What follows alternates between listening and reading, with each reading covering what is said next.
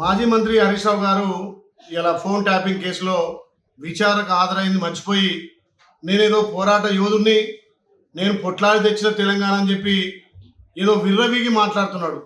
మరి గత 10 ఏళ్ళుగా ఎంతోమంది మీద అక్రమ కేసులు పెట్టి ఇలా అధికారాన్ని దుర్వినియోగం చేసిన మీరు ఇలా సిట్లో ఫోన్ ట్యాపింగ్లో విచారణకు హాజరవుతుంటే ఏదో నేను ఘనకార్యం చేసిన అని చెప్పి ఇలా మాట్లాడుతున్నావు. మరి మీ ఎమ్మెల్సీ కవిత గారే ఎంతోమంది ముఖ్యులై ఫోన్ ట్యాపింగ్లు అయినాయి, మరి ఇంటర్వ్యూడే ఫోన్ ట్యాపింగ్ చేసిందని చెప్పి మీ ఎమ్మెల్సీ కవిత మాట్లాడితే దానికి సమాధానం చెప్పలేని దద్దమ్మ హరీష్ రావు ఇలా మా గౌరవ ముఖ్యమంత్రి మీద అవాక్కులు చవాక్కులు పేలుతున్నాడు. మీ 10 ఏళ్ల పాలనలో మీ స్కాములు, మీ కాళేశ్వరం దోపిడీ, మీ మిషన్ భగీరథ దోపిడీ ఎక్కడ చూసినా 10 సంవత్సరాలు తెలంగాణను దోపిడీ చేసి ఉద్యమకారుల మీద, ఇలా పోరాటం చేసిన వాళ్ళ మీద, ప్రశ్నించే వాళ్ళ మీద, అప్పుడున్నటువంటి పిసిసి హోదాలో మా గౌరవ ముఖ్యమంత్రి రేవంత్ రెడ్డి గారి మీద ఎన్నో కేసులు పెట్టి ఇలా అనగదొక్కాలని చూసిర్రు. కానీ తెలంగాణ ప్రజలు మిమ్మలను, మీరు చేసిన అప్పులు, మీరు చేసిన తప్పులు గమనించే మిమ్మల్ని ఫామ్ హౌస్ పంపి ఇలా మా గౌరవ ముఖ్యమంత్రి ప్రజాపాలన ద్వారా ప్రజలకు ఫలాలు అందిస్తుంటే ఓర్వలేక ఇలా మీరు సర్పంచ్ ఎలక్షన్లో ఓడిపోయినారు, ఇలా 2 జూబ్లీహిల్స్ కంటోన్మెంట్లో ఓడిపోయినారు, పార్లమెంట్లో 0 వచ్చింది. మీకు తెలంగాణ ప్రజలు బుద్ధి చెప్పినా ఇంకా అవాక్కులు చెవాక్కులు పేలుతున్న హరీష్ రావు తస్మాత్ జాగ్రత్త.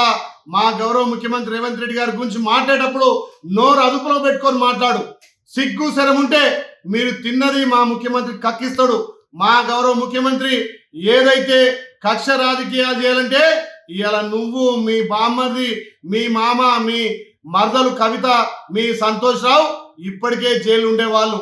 కానీ ప్రజాప్రభుత్వం ప్రజాస్వామ్యబద్ధంగా ఇలా చట్టం తన పని తాను చేసుకపోతుంటే నువ్వు చేసినటువంటి ఫోన్ ట్యాపింగ్లు, ఇలా భార్యాభర్తలు మాట్లాడితే దాని ఫోన్ ట్యాపింగ్, రాజకీయ నాయకులు ఫోన్ ట్యాపింగ్, అధికారుల ఫోన్ ట్యాపింగ్, సిగ్గు తప్పి ఫోన్ ట్యాపింగ్ కేసులో ఇరికి ఇలా విచారణకు పోతుంటే నేనేదో పోరాట యోధుని, నేనేదో ఉద్యమకారుని, ఆ రోజు ఉద్యమాన్ని రగిల్చి ఇలా పెట్రోల్ తెచ్చి అగ్గిపెట్టె దొరకని అగ్గిపెట్టె హరీష్ రావు ఇవాళ మా ప్రభుత్వం గురించి, మా ముఖ్యమంత్రి మాట్లాడితే తస్మాత్ జాగ్రత్త. తప్పకుండా మీ బండారం బయటపడుతుంది. మున్సిపల్ ఎలక్షన్లో తప్పకుండా మీ పార్టీకి గుణపాఠం తెలంగాణ ప్రజలు చెప్తారని హెచ్చరిస్తూ మళ్ళొక్కసారి మా ప్రభుత్వం గురించి కానీ మా గౌరవ ముఖ్యమంత్రి మాట్లాడితే నాలుక కోసం తస్మాత్ జాగ్రత్త. హరీష్ రావు నువ్వు ఒక దొంగవు, ఒక చీటరు.